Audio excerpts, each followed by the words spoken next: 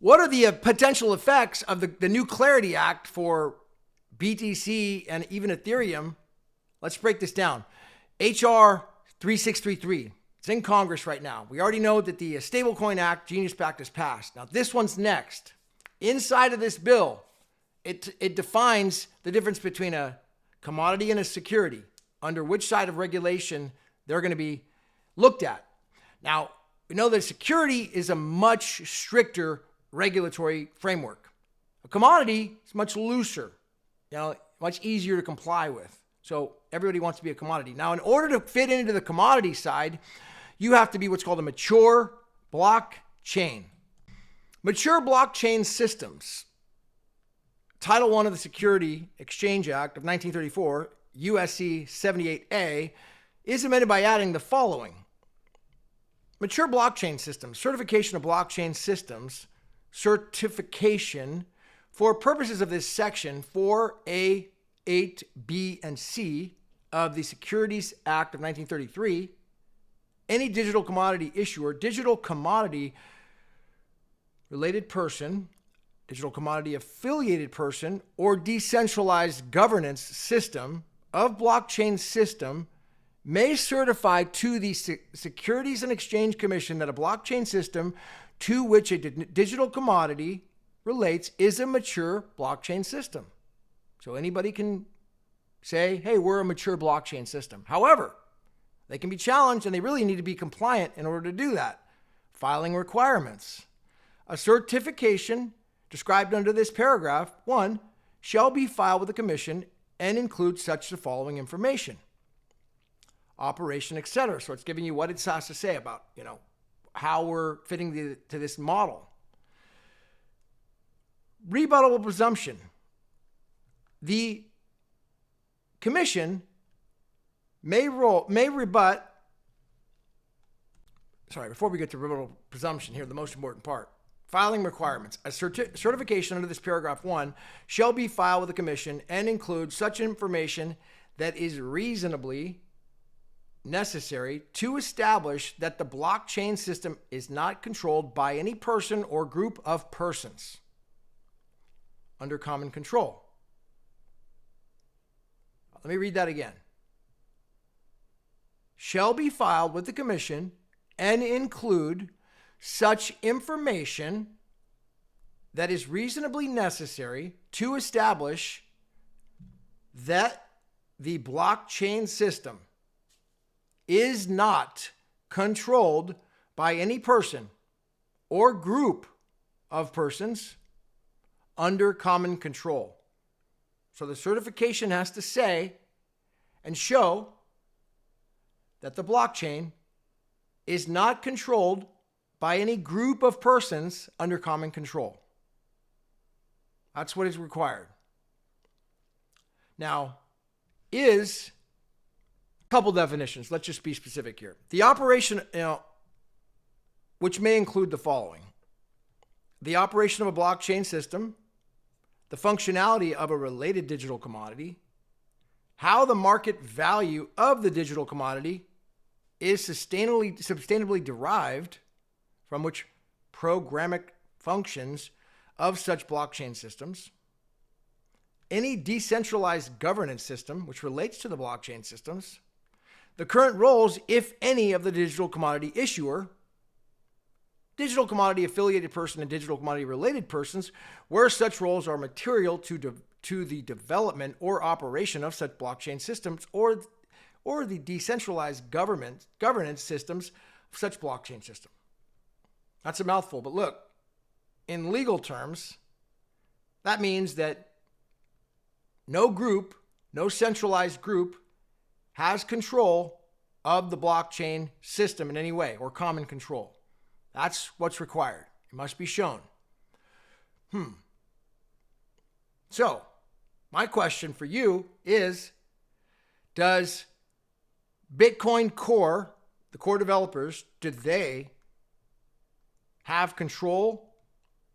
Are they a group of persons under common control of Bitcoin Core, BTC? Can they change the protocol if they decide and change the rules?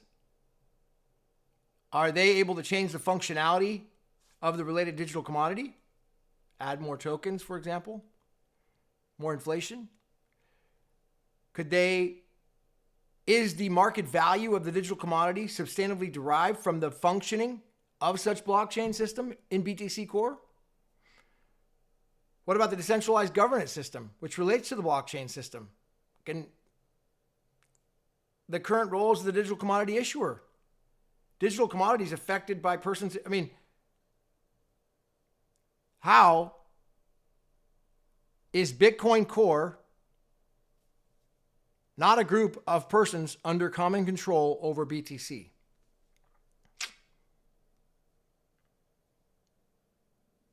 How? Like an answer to that, because it seems like they have an operational control over the blockchain system and over the functionality of the related potentially digital commodity, which would be BTC. And one of the key aspects to this bill is in the purpose section, which is early on in the bill. It talks about protection of self-custody. In general, the United States individual shall retain the right to maintain a hardware wallet or software wallet for the purpose of facilitating the individual's owner's lawful custody of digital assets, and Part B, engage in direct peer-to-peer transactions in digital assets with another individual or entity for the individual's own lawful possession of their hardware wallet. All right, so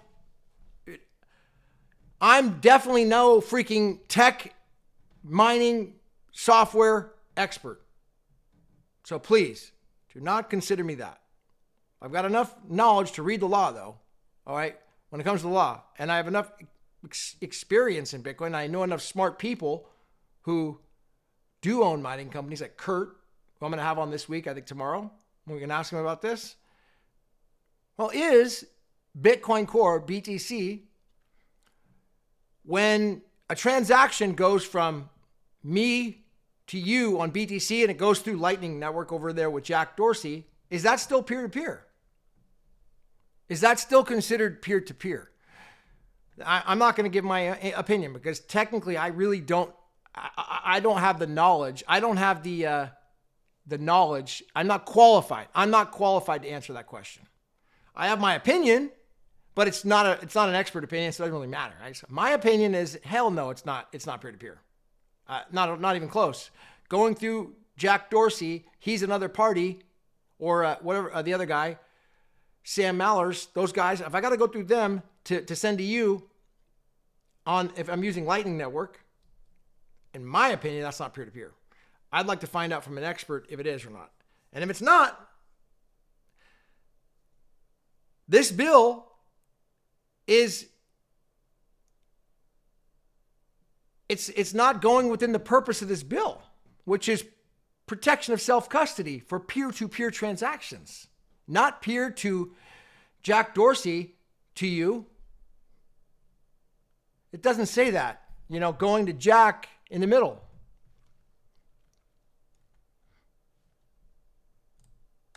All right. My point is that I hope I can shed a little bit of light on people because it is a 267-page bill. I would encourage everyone to read it.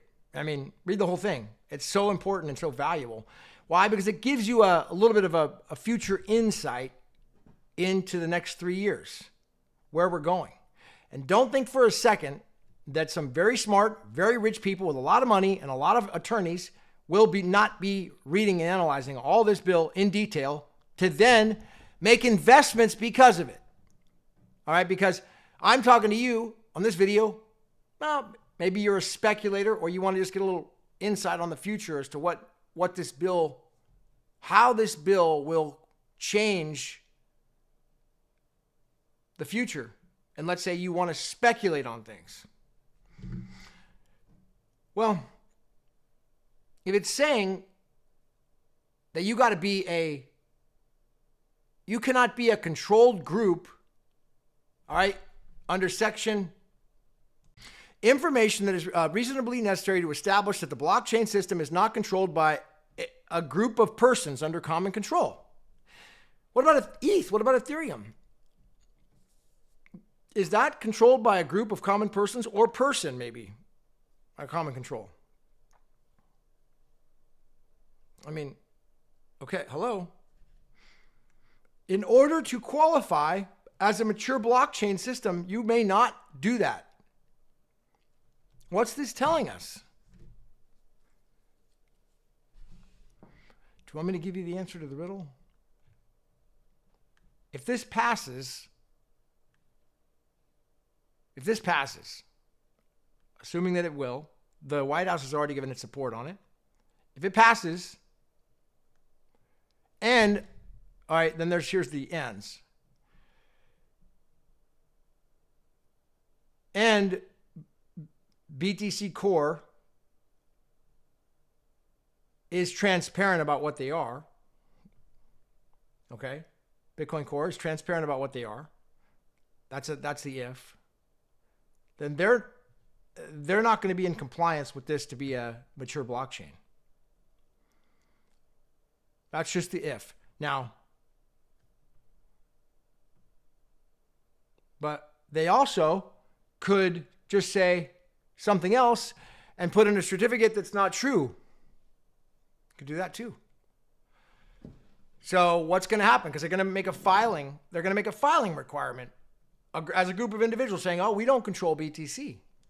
We have no control over BTC. BTC is decentralized, and BTC is peer." This is, I mean, I'm assuming that's what they're going to do, but maybe they won't. And if they're transparent and open and honest, then it looks to me like they're not going to be a mature blockchain under the new law.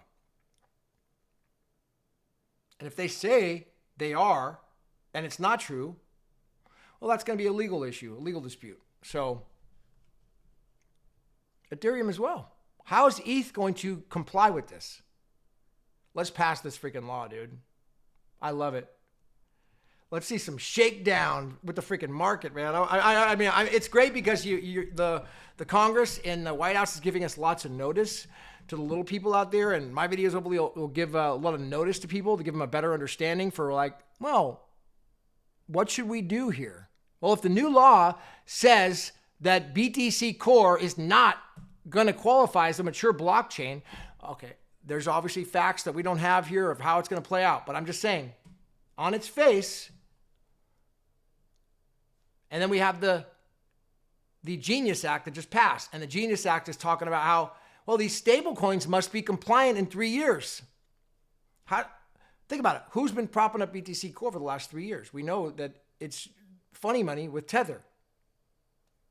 And if Tether is going to be called to the rug in 3 years' times, where they got to come up with all the money, they got to show all their cards within 3 years, well, the clock is already ticking because that law passed. The clock is ticking right now. Meaning the fuse is lit on something called BTC. Just saying. Hit the ones. The original Bitcoin, the actual Bitcoin, the Bitcoin protocol itself, the one that's in the white paper. Remember the one that started this entire industry? The one that created this whole movement, this entire bill, where it came from, it's called the white paper. That protocol in the white paper, okay, that started all this, that's only $30. How does that make any sense? Well, we're in a world of opposites and crazy times. That's just the matter of fact in the law and where we're at. So hit the ones. I'll see you. If you like this video, my name is Gavin Mehl, and I'll see you at the top.